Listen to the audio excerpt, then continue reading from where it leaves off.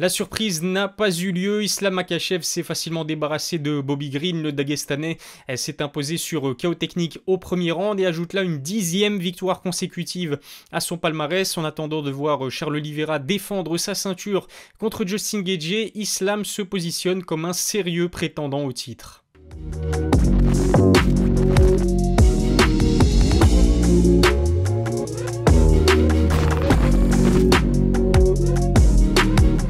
Salut à tous, c'est Ilyes, on se retrouve aujourd'hui pour une nouvelle vidéo, le débrief de la victoire d'Islam Makhachev en main event de l'UFC Vegas 49. Vous le savez, Bobby Green remplaçait Beneil Dariush, blessé à la jambe en short notice. Le combat se déroulait en catchweight à 72 kg et avait lieu seulement 2 semaines après la dernière victoire de Bobby, c'était contre Nasrat. Juste avant de vous donner mon avis concernant ce combat et cette victoire d'Islam, assurez-vous de faire partie des 100 000 abonnés à la chaîne, lâchez un petit pouce bleu et puis suivez-moi sur mes réseaux sociaux, tous les liens sont dans la description. On peut dire qu'Islam Makhachev n'a fait qu'une bouchée de Bobby Green, le Dagestanais n'a pas tremblé une seule seconde pendant ce combat, malgré une belle pression de l'Américain dans les premières secondes de cette première reprise. Islam a gardé son calme, il a d'ailleurs envoyé quelques kicks plutôt précis pour faire face à l'agressivité de son adversaire. Chose assez rare pour être soulignée, j'ai été impressionné de voir Bobby Green faire reculer Islam Makhachev dans les premiers instants de ce premier round. On sait que c'est un boxeur redoutable et sa façon de placer sa garde assez basse c'est aussi assez déroutant. Finalement, l'erreur qu'il a commise aura été d'envoyer un kick.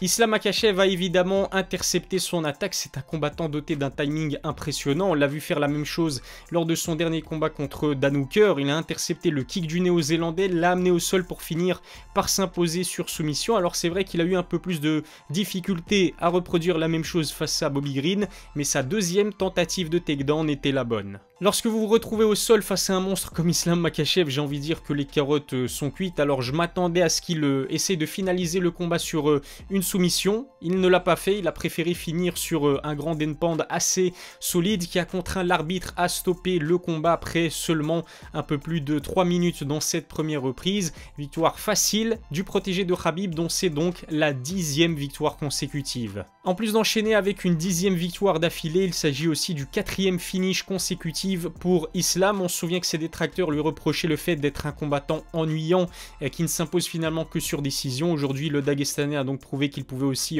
remporter des combats sur soumission ou sur TKO. Alors chapeau à Bobby Green d'avoir accepté ce combat difficile en short notice, mais on a bien vu que la différence de niveau était beaucoup trop importante. Alors c'est vrai que l'Américain n'est pas classé parmi les 15 meilleurs poids légers de sa division, mais pour moi ça ne change rien. Islam mérite de disputer la ceinture à son prochain combat. Je sais que certaines personnes s'y opposent, prétextant qu'Islam n'a battu qu'un seul top 10, à savoir Dan Hooker, mais j'ai envie de dire que c'est pas sa faute, puisque déjà Beneil Dariush s'est blessé, et puis il faut dire aussi que certains des meilleurs poids légers esquivent tout simplement le Dagestanais, de Michael Chandler en passant par Tony Ferguson.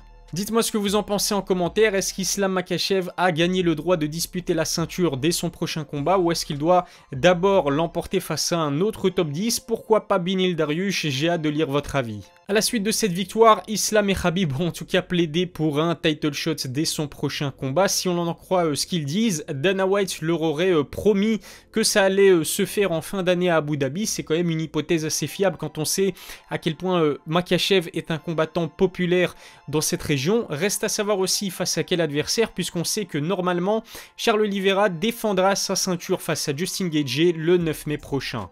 A titre personnel, j'ai vraiment envie de voir ce que pourrait donner un Oliveira Makhachev. Les deux combattants restent sur la même série d'invincibilité, 10 combats pour 10 victoires. Il s'agit tout simplement des deux poids légers les plus dominants à l'heure actuelle. En connaissant la dangerosité du sol du Brésilien, eh bien ça pourrait peut-être l'aider face à un lutteur aussi talentueux qu'Islam. De tous les combats potentiels, c'est pour moi le match-up le plus intéressant à organiser chez les lightweights.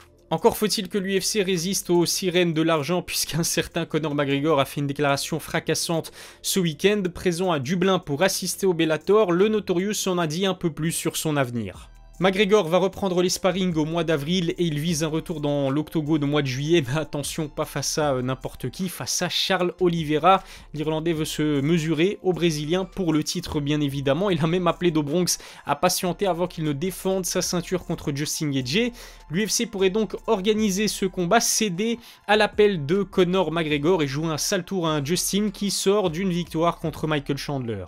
Je serais vraiment pas étonné de voir le Brésilien défendre sa ceinture contre McGregor au mois de juillet. Aucun autre combat dans la division n'a un potentiel financier comme un Oliveira McGregor. Alors bien sûr, Conor ne mérite pas le title shot et en plus de cela, Justin Gaethje est le challenger numéro 1 d'Oliveira, du champion en titre. Mais on sait que parfois la logique n'est pas prise en compte et que l'appât du gain prime sur le bon sens. D'autant plus que, sauf erreur de ma part, cet Oliveira Gaethje prévu pour le 9 mai n'a pas encore été officialisé par l'UFC et on sait que l'organisation vient tout juste de repousser le combat prévu entre Teixeira et Prochaska qui était censé se dérouler sur la même carte pour le mois de juin.